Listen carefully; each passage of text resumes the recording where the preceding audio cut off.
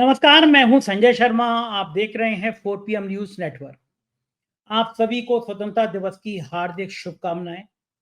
मैं ईश्वर से प्रार्थना करता हूं कि वो दिन बहुत जल्दी आए कि जब हम स्वतंत्रता दिवस मना रहे हों, उस दिन हमारे मन में ये संदेश आए कि इस प्रदेश में, इस देश में सभी धर्म के लोगों का बराबर सम्मान है।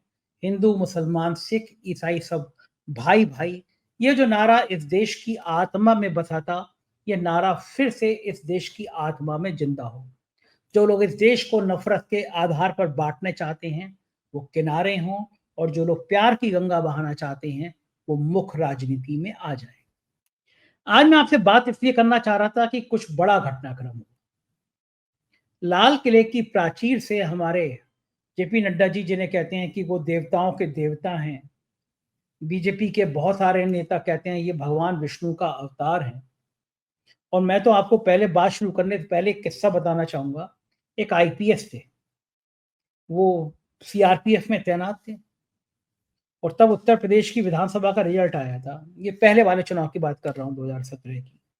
उसके कुछ ही समय बाद उनका फ़ोन आया मेरे पास और मुझसे बोलते हैं, उसी दिन उनके इलाके में करीब 16-17 सीआरपीएफ के जवानों की हत्या कर दी गई थी, और वो आईपीएस थे। उन्होंने मुझसे कहा कि संजय जी देखो, आप इतनी आलोचना करते हो मोदी जी की, अब तो समझ लो, मैं आपसे कह रहा हूँ, आप मान जाओ इस बात को कि मोदी जी में कुछ देवत्व है, कुछ देवताओं का अंश है। वो हमारे नास्त्राडोम की भविष्यवाणी हुई थी, उसमें एक ये लिखा था कि एक ऐसा शख्स पैदा होगा जो पूरी दुनिया में भारत का नाम ऊंचा करेगा, भारत की डंका बचा देगा। तो आप संजय जी मेरी बात मान जाओ, आप मत आलोचना करो, वो ईश्वर के अवतार है। अब मैं भाई माथा पकड़ के बैठ गया। मैंने कहा साहब, आप आईपीएस, मतलब आईपीएस होके आप ये हिंदू मुसलमान नफरत, एक नेता भगवान विष्णु का अवतार है, ये कैसी बातें कर सकते हो आप? आप अगर ये कह रहे हो कि वो हिंदुओं का उद्धार करने के लिए इस दुनिया में आए हैं, तो आप सोचो, जो आपने वर्दी पहन रखी है, जो आपने संविधान की कसम खाई है कि आप संविधान की रक्षा करोगे, इस देश को धर्मनिरपेक्ष राष्ट्र बनाने में अपना सर्वस्व अर्पण करोगे, उस कसम का क्या? और मैंने कहा, कोई राजनेता इतना बड़ा हो सकता है कि वो भगवान विष्णु का अवतार आपको नजर आने लगे? आप पिछला इतिहास उस शख्स का उठा के देखो, वो जिस सीढ़ी पर गिरे चढ़े हैं, उस सीढ़ी को उन्होंने गिराया है। उनके सांप्रदायिकता की राजनीति को देखो। क्या कोई ईश्वर ऐसा हो सकता है कि जो इंसान इंसान में इतना भेद करे, जो इस तरह नफरत की राजनीति करे? बात थोड़ी मेरी उनकी बढ़ गई, तकरार बढ़ गई। उन्होंने मुझसे कहा कि मैं बड़ा शर्मिंदा हूं कि आप मेरे मित्र हैं। और मैंने पलट के उनसे कहा कि मैं आपसे हजार गुना ज्यादा शर्मिंदा हूं कि आप आईपीएस होने के बाद इस तरह की बातें कर रहे हैं। और मुझे उससे भी लाख गुना मैं शर्मिंदा हूं कि आप 24 घंटे पहले आपके इलाके में 1-1.5 दर्जन आपके सीआरपीएफ के लोगों की हत्या कर दी नक्सलियों ने, और आपको वो भगवान विष्णु का अवतार नजर आ रहे हैं जो देश को चला रहे हैं। वो चिढ़ गए। बोले मुझे लगता है कि हमें अब दोस्ती खत्म कर देना चाहिए। मैंने कहा बड़ा आसान काम है, फ़ोन में एक नंबर लगा होता है ब्लॉक करने का, आप मुझे कर दो, मैं आपको कर दूँ, क्योंकि मैं भी आपकी तरह मित्र आपका रहना नहीं चाहता। बाद में वो उत्तर प्रदेश के डीजीपी बने और बहुत पैसा कमाने का उनके ऊपर आरोप लगा। ये मैं इस देश की खाकी की वर्दी के अंदर छुपे आरएसएस के नेकर की असली पहचान बता रहा हूँ। आप सोचिए मुल्क कहाँ पहुँच गया। ये आईपीएस, इनको सिखाया जाता था कि सिर्फ इंसान को देखो, कभी हिंदू मुसलमान को मत देखो। उस आईपीएस के दिमाग में, ऐसे ना जाने कितने आईएएस हैं, उनके दिमाग में नफरत की ये पाठशाला भर दी गई है।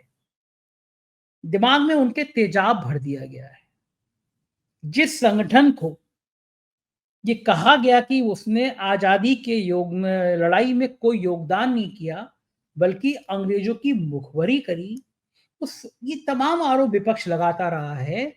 उस आरएसएस का व्याख्यान प्रधानमंत्री लाल किले की प्राचीर से कर रहे हैं।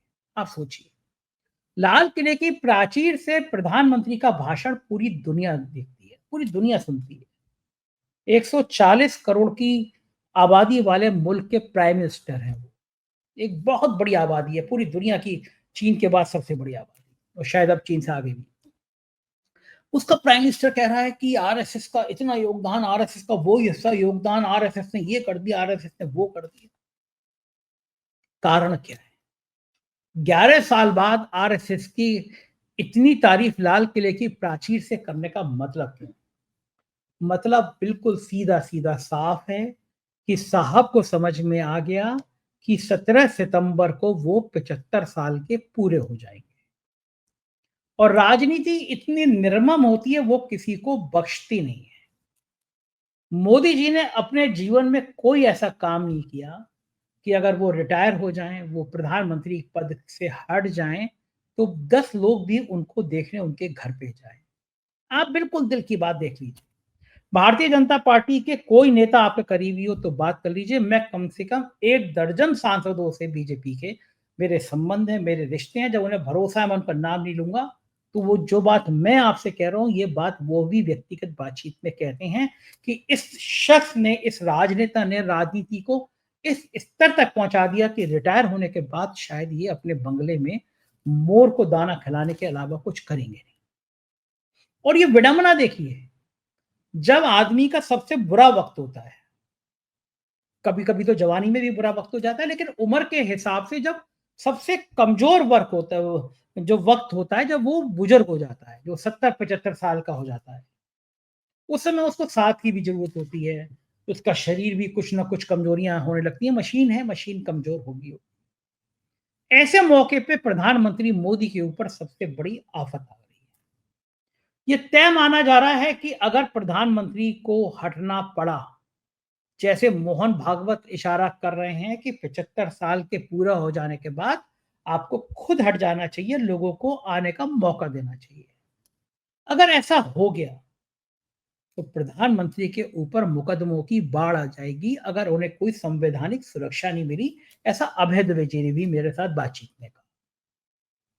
क्योंकि आप इस हद तक राजनीति को ले आए कि एक प्रदेश के मुख्यमंत्री की बेटी की शादी हो गई, पूर्व मुख्यमंत्री हो गए। दुश्मन की भी बेटी की शादी होती है गाँव देहात पड़ोस में, तो हम कामना करते हैं कि बेटी सुखी रहे। जो अपने हाथ में होता है, अपने सौजन्य से होता है, हम बेटियों की शादी में ये काम करते नहीं, भारतीय संस्कृति की परंपरा रही है। अपनी बेटी हो, पराई बेटी हो, गाँव की बेटी हो, शहर की बेटी हो, हर आदमी योगदान करता है। लेकिन जिस दिन उस पूर्व मुख्यमंत्री जो हो चुके, उनकी बेटी की शादी थी, उसी दिन इनकम टैक्स उनके घर पे छापा मार दिया। किसी इनकम टैक्स के अफ़सर की इतनी हैसियत है कि वो प्राइम मिनिस्टर से, होम मिनिस्टर से पूछे बिना किसी पूर्व मुख्यमंत्री के घर पे छापा मार दे। 2-2 चुने हुए मुख्यमंत्रियों को जेल भेज दिया जाता है। लोकतंत्र की इस तरह हत्या करा दी जाती है और कौन करा रहा है? केवल और केवल हमारे माननीय प्रधानमंत्री जी। राजनीति में आपने इतनी नफ़रत बो दी, राजनीति में आपने नफ़रत के इतने पहाड़ खड़े कर दिए कि कोई आपका मित्र बचा नहीं, कोई आपका दोस्त बचा नहीं। तो आप रिटायर होने के बाद क्या करेंगे? जब आपने इतने थोक में विरोधी पैदा कर लिए, तो आपके रजिस्टर खंगाले जाएँगे।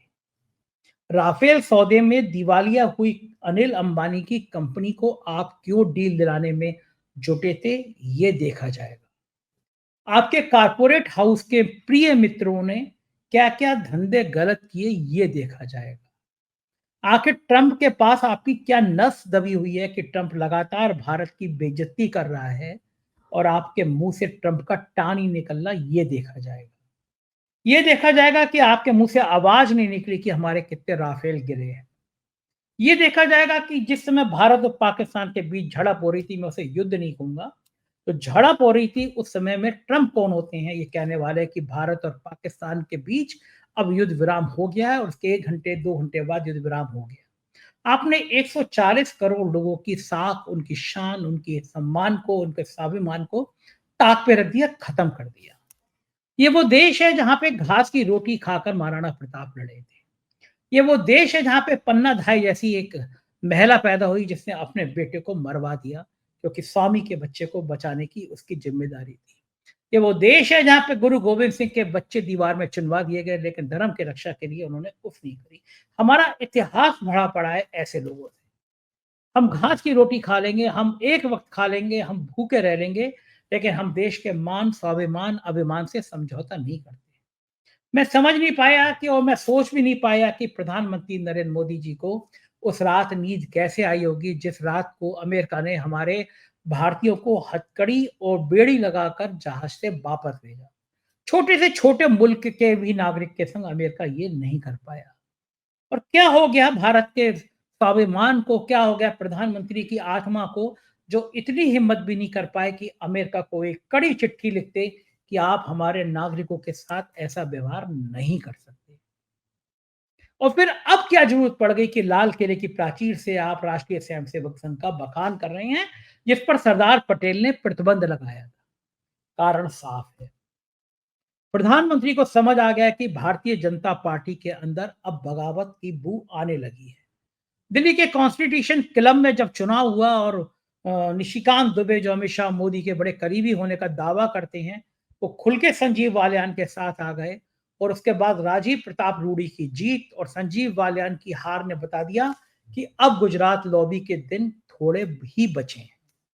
बीजेपी के सांसदों के अंदर गुजरात लॉबी को लेकर गुस्सा पैदा हो रहा है। और ये वो बात है जो साहब तो और छोटे साहब की नींद उड़ा रही है। उनको लग रहा है कि भारतीय जनता पार्टी के संसदीय दल की अगर बैठक हो गई, अगर भाजपा के संसदीय दल की बैठक में पूछ लिया गया कि साहब आप तो कहते थे अब की बार 400 पार, आप तो कहते थे एक अकेला मोदी सब पर भारी, तो आखिर हम लोग बहुमत से पीछे क्यों रह गए, तो जवाब नहीं दे मिलेगा। और कई संसदीय दल के नेताओं ने कहा कि अब आप नितिन गडकरी को मौका दे दीजिए। वोटिंग हो गई और नितिन गडकरी के पक्ष में ज्यादा वोट हो गए, तो अगर नितिन गडकरी प्रधानमंत्री इस तरह से बन गए तो साहब क्या करेंगे, ये सोच के ही साहब को सिहरन पैदा होती है।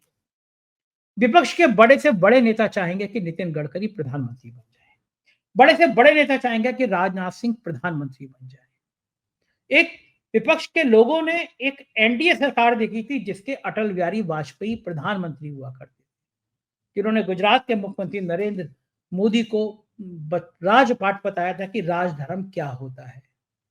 उन अटल बिहारी वाजपेयी से कभी किसी को समस्या नहीं रही थी। वो एनडीए सरकार, वो देश में एक वाकई में सारे लोगों को संग में लेकर चलने वाली सरकार थी। अब क्या हो रहा है देश में, अब नफरत की खेती हो रही है। आरएसएस की तारीफों के पुल बांधना इस बात का लक्षण है कि साहब की अब जान सूख रही है। साहब सोच रहे हैं कि मोहन भागवत के चरणों में गिर के शायद हमारा भला हो जाए, लेकिन मुझे लगता है ये भला होने वाला नहीं है। आप इस विषय में क्या सोचते हैं, कमेंट करिएगा। चैनल को ज्वाइन और सब्सक्राइब करिएगा। शुक्रिया, थैंक यू।